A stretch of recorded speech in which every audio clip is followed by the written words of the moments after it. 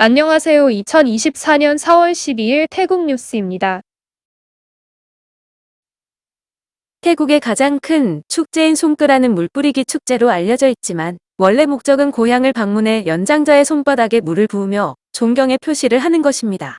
방콕시는 축제 기간 음주운전을 하지 말 것과 질서 지키기, 과대 노출 금지, 스피커를 크게 틀지 말고 다투지 말며 고압의 물총을 사용하지 말 것을 촉구하고 있습니다. 제42회 태국 관광 페스티벌이 방콕 퀸시리끼 국립컨벤션센터에서 열렸었습니다. 이번 축제에는 15만 명이 방문해 6,300만 바트의 수익이 창출되었다고 합니다. 태국인들이 관심을 둔 여행지는 치앙마이와 푸켓, 크라비 순이었다고 합니다. 송크란 기간에는 다양한 사건 사고가 발생하기 마련입니다. 당국은 안전구역을 설정해 일부 물뿌리기 행사장 내 주류 반입과 판매를 금지하고 검문소를 설치해 음주운전 단속에 나선다고 합니다. 사고 발생 시 운전자에 대한 음주검사가 실시되고 음주운전의 위험성을 경고하고 있습니다.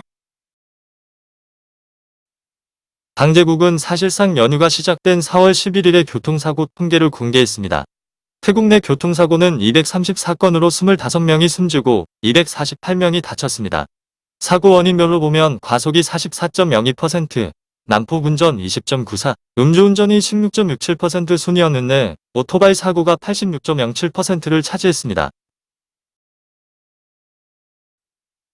12일 연휴 첫날 아침부터 방콕을 빠져나가는 차량들로 주요 도로가 정체되고 있습니다. 북부와 동북부로 향하는 고속도로들은 저녁 늦게까지 차량 정체가 발생할 것으로 보입니다. 수리아 교통부 장관은 연휴 기간 여행과 귀향을 위한 국민들의 편의를 위해 두 곳의 도로 공사를 일시적으로 중단할 것이라고 밝혔습니다. 공사 중인 35번과 2번 도로는 수도권과 지방을 연결하는 주요 도로인데 현재 공사 중으로 평소에도 차량 정체가 발생하는 상황이었습니다. 송크란 연휴를 맞아 많은 사람들이 모치 터미널로 몰려들고 있습니다. 아침 일찍부터 터미널에는 기성하기 위한 사람들로 붐비고 있는데 당국은 수화물 분실에 주의해 줄 것을 당부했습니다. 고속도로청은 연휴 기간 방콕 주요 고속도로의 통행료를 면제한다고 발표했습니다. 부라파위티와 깐짜나피세, 찰롱락 등 6개 고속도로의 통행료를 4월 11일 0시부터 17일 자정까지 면제합니다. 농업협동조합부는 북부 지역의 산불 진화를 위해 인공강우를 실시합니다. 12일부터 15일까지 치앙마이 지방에서 인공강우가 실시되며 이로 인해 대기오염이 완화될 것으로 내다보고 있습니다. 송크란 때 태국인들은 알록달록하고 화려한 꽃무늬 셔츠를 많이 입습니다. 당국은 올해 원단 가격 상승으로 셔츠 가격이 벌당 10에서 20바 상승했다고 알리고 있습니다. 현재 3벌 이상 구입 시 적용되는 도매 가격은 벌당 120바 정도라고 합니다. 송크란 축제 때 지나는 사람들에게 물을 뿌리는 경우가 많은데 자칫 폭행죄로 기소될 수 있으니 주의가 필요합니다. 물에 젖는 것을 거부하는 사람에게 물을 뿌리거나 다칠 때까지 물총을 쏘는 경우 1개월의 징역과 1만 바트 벌금형에 처해질 수 있습니다.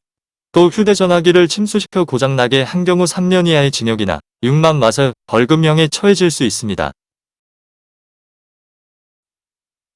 태국 경찰은 불법 총기를 제작해 온라인을 통해 유통하던 17세 소년 2명을 사증사오 지방에 버려진 상가에서 체포했습니다.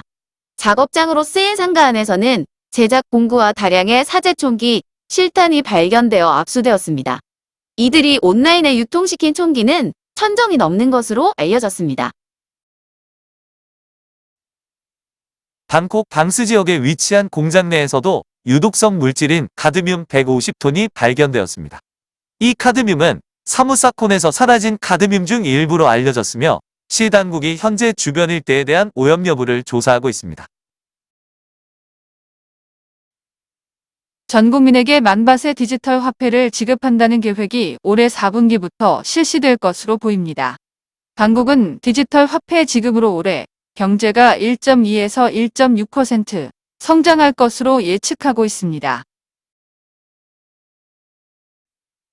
16세 이상 전 국민에게 만밭을 지급하려면 5천억 밭, 우리 돈 약 18조 6천억 원의 자금이 필요한데 일부에서는 거액의 빚을 내야 하는 것이 아닌지 우려하고 있습니다. 태국 정부는 올해와 내년 예산을 통해 충분한 자금 확보가 가능하다고 설명하고 있습니다. 지급 대상은 16세 이상의 태국인으로 연간 소득이 87만 밭 이하여야 합니다.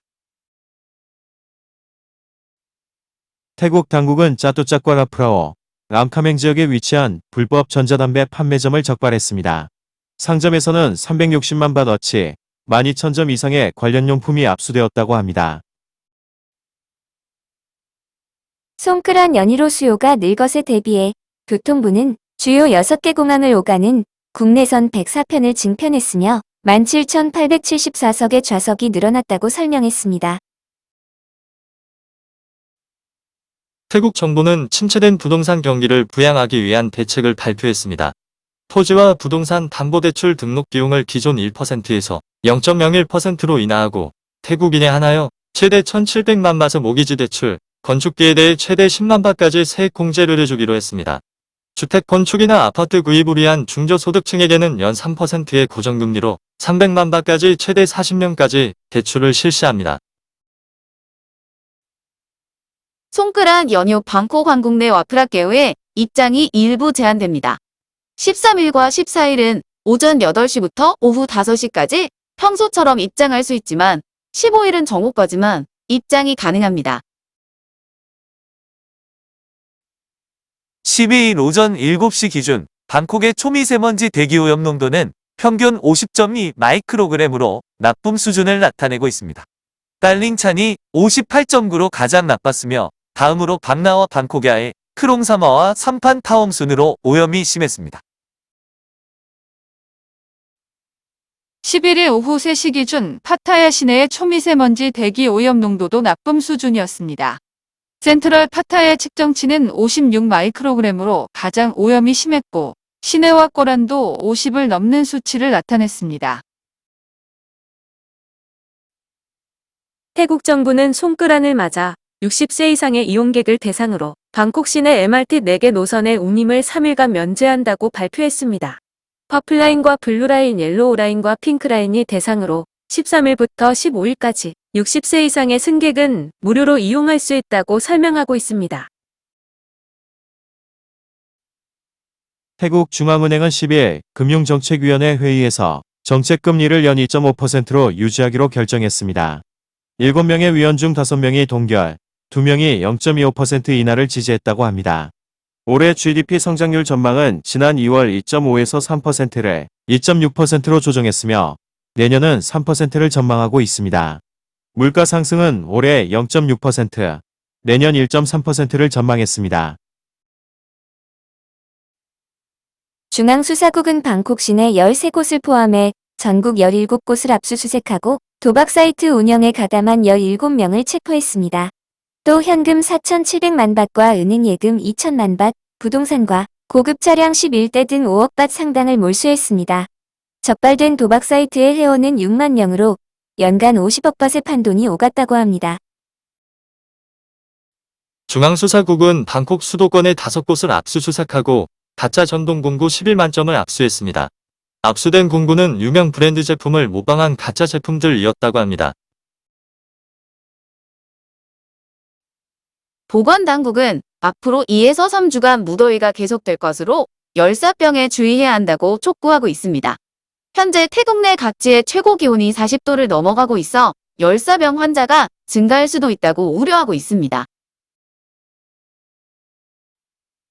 300만 명의 팔로워를 둔 중국의 유명 인플루언서가 방콕 제파이 야시장에서 새우와 게, 오징어를 생으로 먹었다가 식중독에 걸려 입원하는 일이 있었습니다.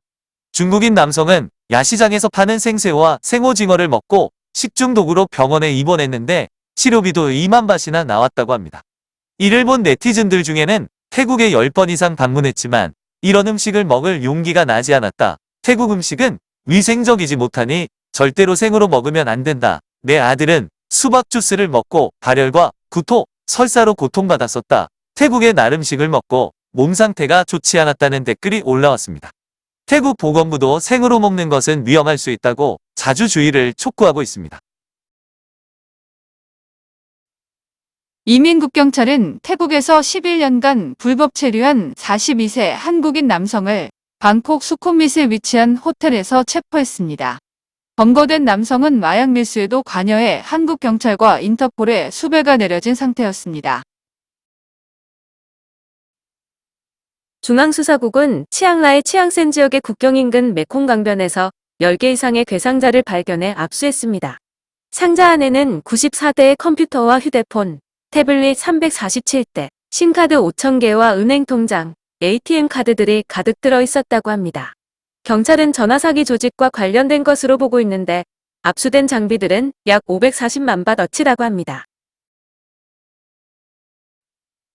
오염통제국은 13일 이후부터 북부 지역의 대기오염 농도가 다시 상승할 것이라고 밝혔습니다.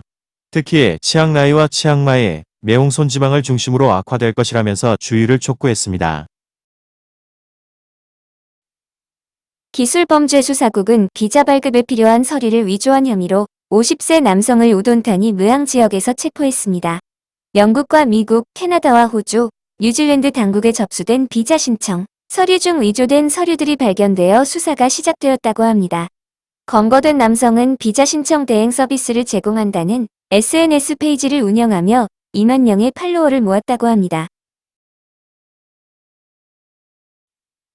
치앙라이 경찰은 위조 지폐를 만들어 사용한 47세 여성을 무앙 지역에서 체포했습니다.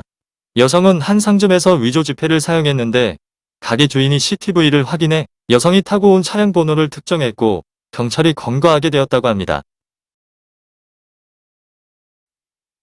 당국은 여객기 내에서 전자담배를 흡연한 여성을 검거해 2만 밧의 벌금형에 처했다고 밝혔습니다.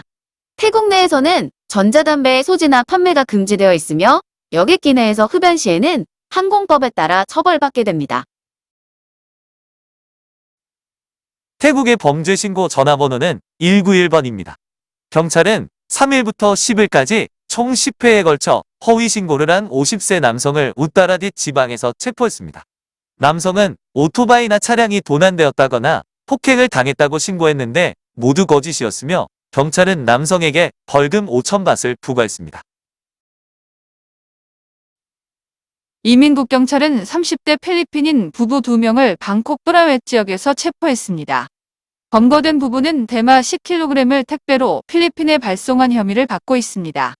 한편 두 사람은 기한을 넘겨 불법 체류 중이었다고 합니다. 이민국 경찰은 위조 지폐를 사용한 혐의로 42세와 31세 시에라리온 남성을 방콕 딤댕 지역의 콘도에서 체포했습니다. 용의자들은 지난 1월 금괴를 구매하면서 위조 달러를 사용한 혐의를 받고 있습니다. 이민국 경찰은 파타야, 좀티엔 지역의 도로에서 불법 입국 혐의로 36세 중국인 남성을 체포했습니다.